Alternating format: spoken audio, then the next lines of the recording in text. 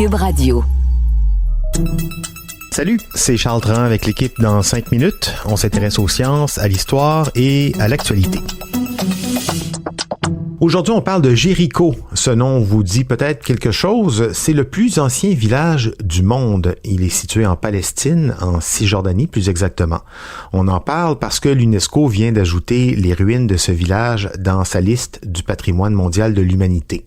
Jéricho remonte à plus de 10 000 ans, bien avant les pyramides d'Égypte ou de la Grèce antique, par exemple, une période où l'on découvrait à peine l'agriculture. Eh bien, le plus ancien village continuellement habité sur la planète, il date de cette époque. Évidemment, les archéologues s'en sont donnés à cœur joie. Alors, qu'est-ce qu'on sait du Jéricho de l'époque? Qu'est-ce qu'on y a trouvé? Comment y vivait-on? Voici Baptiste Zapirin. Le site de Jéricho est fouillé par les archéologues depuis 1868.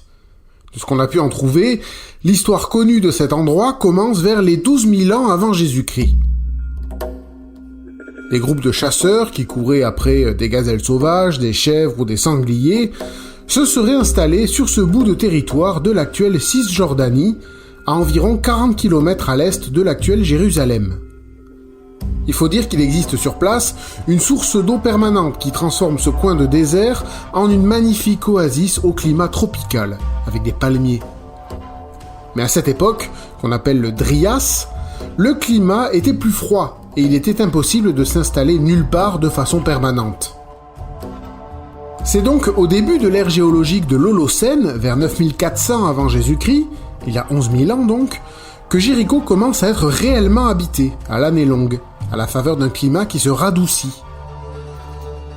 Des preuves archéologiques montrent que plus de 70 maisons et environ 1000 habitants y étaient installés. On a là un site d'environ 40 000 m², avec une communauté organisée qui a bâti autour du village un mur de fortification de 3,50 m de haut.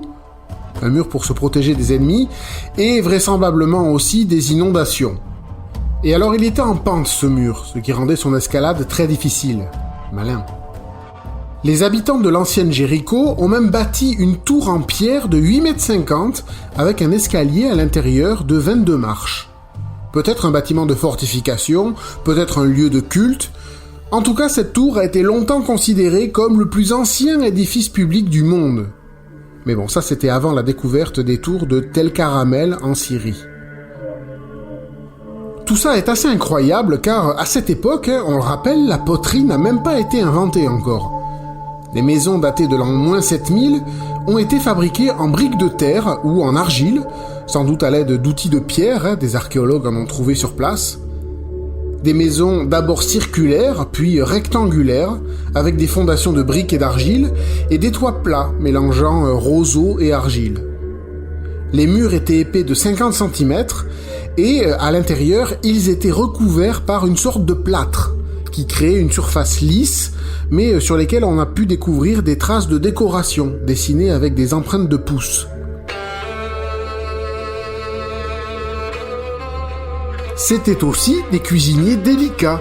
Les archéologues ont constaté que les maisons avaient de petites cours d'environ 7 m², qui permettaient de cuisiner dehors, sans que la fumée vienne déranger la maison.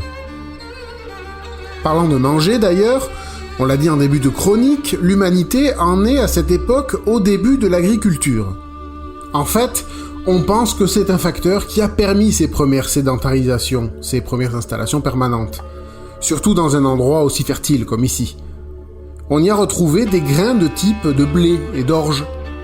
Il est très possible que pour fournir suffisamment de terre à cultiver, les habitants aient inventé un système d'irrigation, afin d'apporter l'eau depuis la rivière du Jourdain. Bref, de quoi faire pousser de la nourriture et élever des bêtes sans se soucier de la surpopulation. Oui, on mangeait aussi de la viande de chèvres et de moutons, des animaux que les humains commençaient à domestiquer. L'histoire de Jéricho ne s'est bien sûr pas arrêtée là. La ville a été détruite, reconstruite, occupée par différents empires. Il faudrait beaucoup de temps pour en faire le tour de cette histoire. Mais le plus étonnant, c'était de rappeler que, l'ancienne cité de Jéricho s'est bâtie il y a plus de 11 000 ans. Et on peut considérer qu'on tient là les balbutiements d'une première civilisation humaine. avec une communauté qui se fixe sur place, qui produit sur place sa propre nourriture, et même avec un début de commerce. C'est fascinant et étonnant car on a toujours plus ou moins en tête ce cliché comme quoi les premières cités c'était en Grèce antique, là, avec ces gens en toge, 1000 ans avant Jésus-Christ. Eh bien non, c'est bien plus ancien. Jéricho c'est 9400 avant Jésus-Christ, et maintenant ces vestiges sont inscrits au patrimoine mondial de l'UNESCO. Oui, et on rappelle aussi que la ville moderne de Jéricho existe de nos jours avec environ 20 000 habitants. Une ville qui, comme bien d'autres villes dans le monde, a son resto de poulet frit, son parc aquatique, mais elle n'est pas directement implantée sur le site de l'ancienne cité. Les ruines préhistoriques de Jéricho, on les trouve sur le site archéologique de Tell es-Sultan, la colline du sultan, à 2 kilomètres au nord de la ville de Jéricho.